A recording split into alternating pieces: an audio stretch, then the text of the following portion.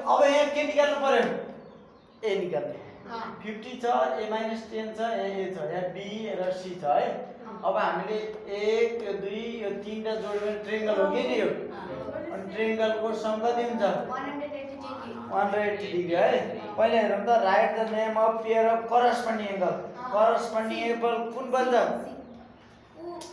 Corresponding कस्तो हुन्छ ओ corresponding F हुन्छ यो एंगल छ भने कतातिर हुनु पर्यो बाहिरतिर है ओ एफ बन्छ ल ए नम्बर लेखौ है नेम अफ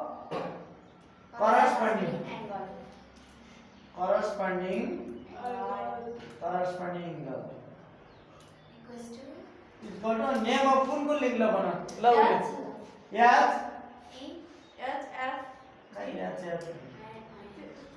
ल एंगल एच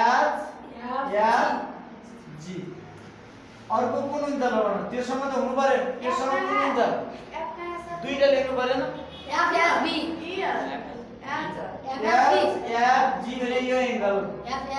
अब एंगल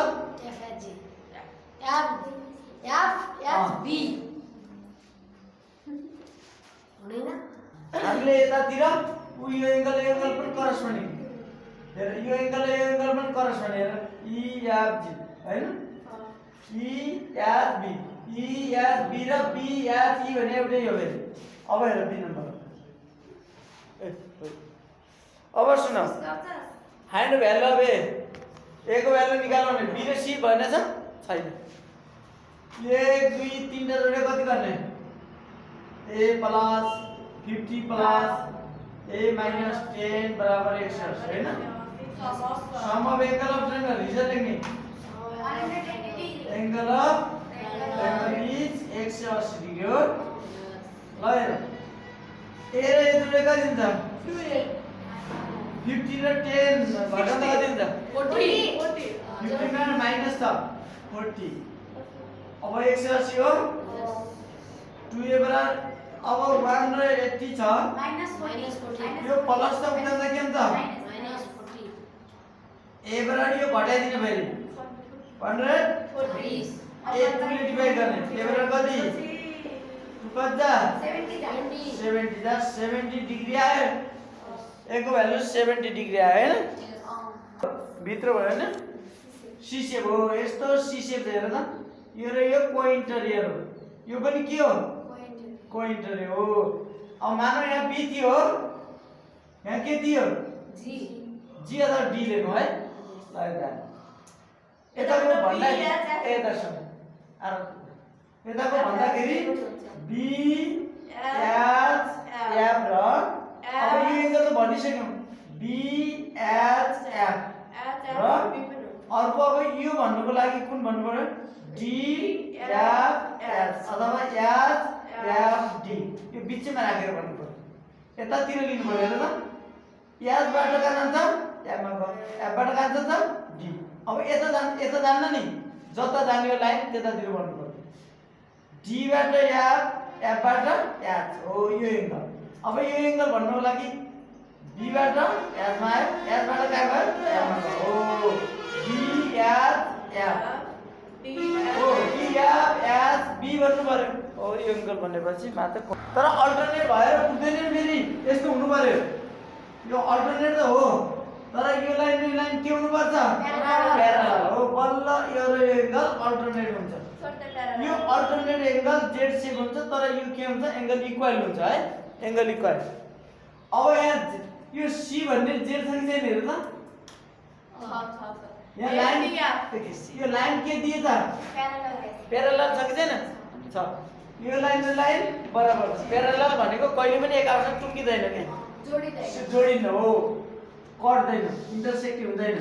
अब हेर्नु त यहाँ यस्तो जेड छ जेड भनेको यहाँ राम्रो सबैले हेर्ने ए छ यहाँ नजिक के थियो याद थियो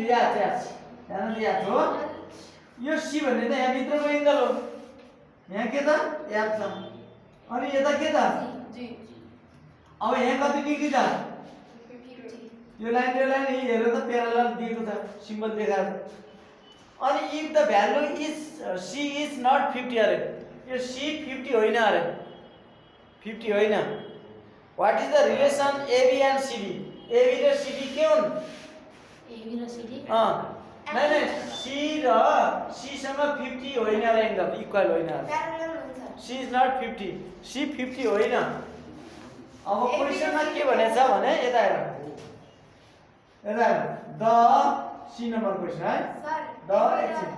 the value c is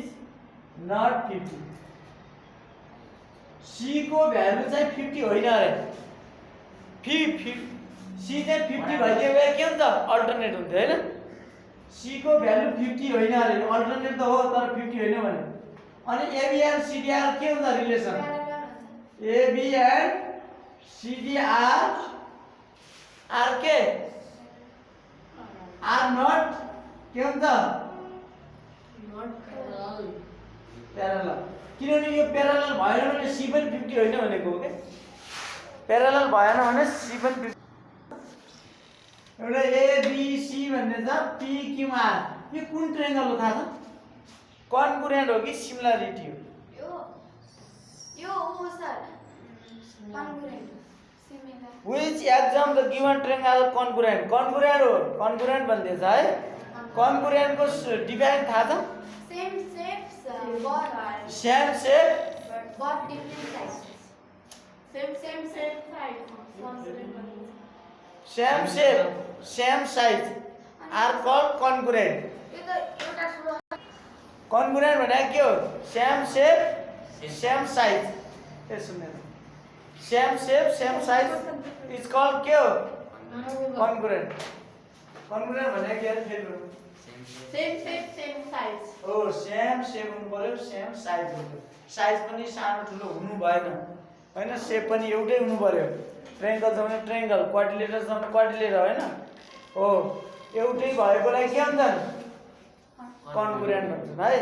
अब हेर also right the name of pair of corresponding angle अब कुन एक्जाम्पल हाल भन त एकछिन अब यो कुन ट्रायंगल हो पहिला कुन ट्रायंगल हो हैन कुन ट्रायंगल हो आइसोलेस 80 डिग्री अब सुन राइट एंगल त भयो राइट एंगलमा के लाग्छ थाहा छ RHS भन्ने लाग्छ R भनेको राइट एंगल राइट भनेको 90 डिग्री राइट एंगल है राइट एंगल 90 डिग्री S भनेको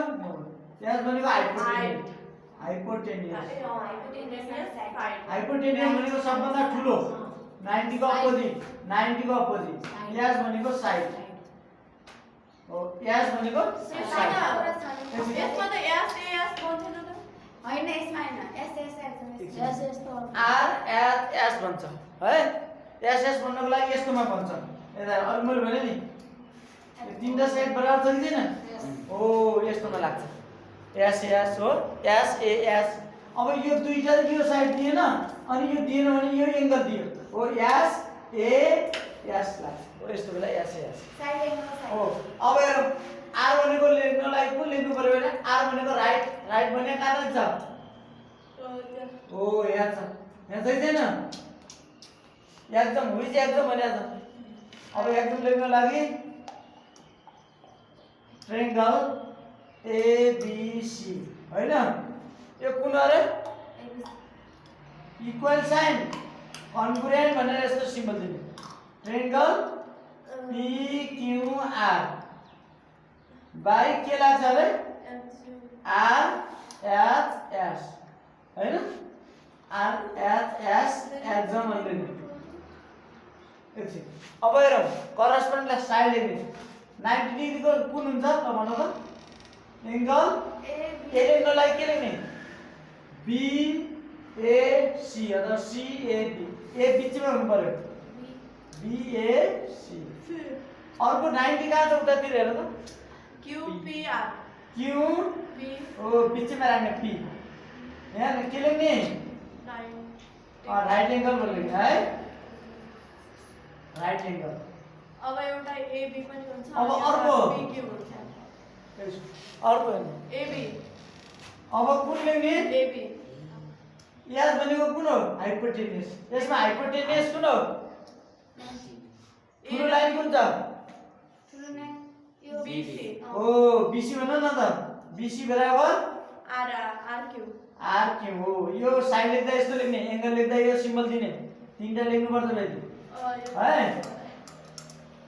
अनि करस्पोन्डिङ हाइपोटेन्युस है नयाँ करस्पोन्डिङ हाइपोटेन्युस इक्वल भनेर लेख्ने हो भाइ किनभने यसको करस्पोन्डिङ यो त हो नि हैन अब एबी को करस्पोन्डिङ कुन हो एबी को कुन हो PQ हो एउटा सिम्बल देखाएको हेर्नु पर्यो पिक्यू हो करस्पोन्डिङ साइड आर प्रोपोर्सन है corresponding side are Sir, proportion what is proportion? Proportion भनेको चारवटा नम्बर हुन्छ हैन टु क्वान्टिटी हेर जस्तै 2 अपन कति हुन्छ 3 अनि 5 अपन कति ओ यसलाई प्रोपोर्सन हुनको लागि चारवटा रेशियो हुनको लागि यति दुईटा 2 अपन कति 3 ओ डेफिनेसन अहिले Question सोध्दै थियो के सेट फाइलमा E र C को R राख्नु एंगल हेर त एंगल बी लेख्नलाई कहाँबाट सुरु गरौँ कस्तो मजाले बुझाउनु यस्तो लेख्न लागि बी को कहाँबाट सुरु गर्ने त्यो माथिको जस्तो लेख्नु ओ यस्तो लेख्नु पर्यो अब भन्न त B बाट बी को एंगल लेख्नु पर्यो ABC ओ ए बी सी यसको करस्पोन्डिङ कुन हुन्छ ल भनौँ त बी को करस्पोन्डिङ कुन हुन्छ PQR RQP ल भन त RQP आर क्यू P ओ आर क्यू पी हुन्छ है केदार यो लाइन के त प्यारल बराबर हो यो समय यो बराबर भयो यो समय यो बराबर भयो यसको एंगल हेर्छ भने यहाँ कहाँ हुन्छ हो थाहा पाउनु यो लाइन हेर त दिएछ सिम्बल अनि यो सिम्बल अनि दुईटा डबल नभएको हो यो लाइन यो हुन्छ भने यो हुन्छ है यो करस्पोन्डिङ एंगल अझै फेरि बनाउनु पर्छ लेख्ने करस्पोन्डिङ एंगल अब 5 नम्बर आयो सुन अब सी को एंगल कुनसँग बराबर हुन्छ C को एसीबी बराबर कुन हुन्छ PQ R PR Q Q PR र त क्यू आर पी र पीआर क्यू एउटै हो यो पनि करस्पोन्डिङ एंगल बिलाई बीचमा पार्ने होला त सर त्यसमा गर्ने